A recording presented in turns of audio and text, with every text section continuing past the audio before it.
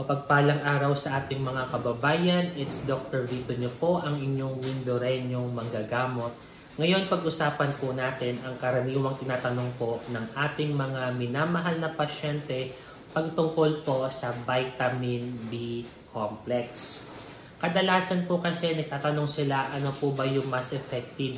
Ito po bang generic na B complex?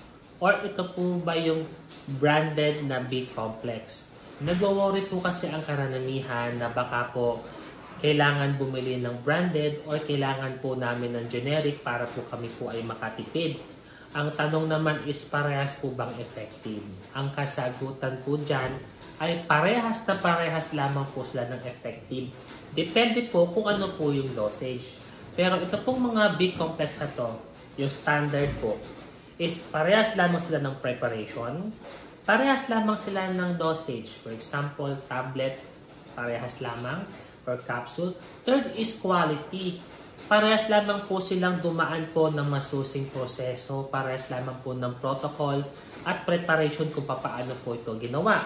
And number 4, yung kung effective ba sila parehas. Yes, parehas na parehas po.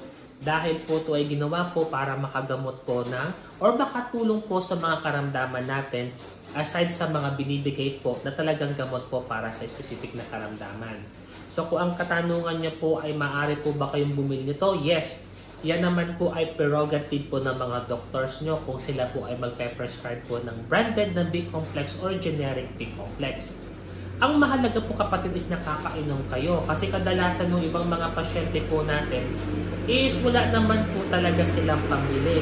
Kadalasan po sila ay umaasa po sila sa mga nahihingi pong mga gamot sa mga health centers.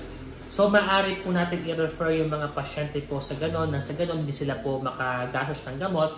At kung afford naman po talaga yung mga branded na gamot, basta po na-offer natin yung mga alternative kasi po mahirap naman po kayong mga pasyente mahiyang magtanong. Yun po pala, hindi na po afford yung gamot. Aanin natin yung gamot kung hindi nyo naman po ito maiinom.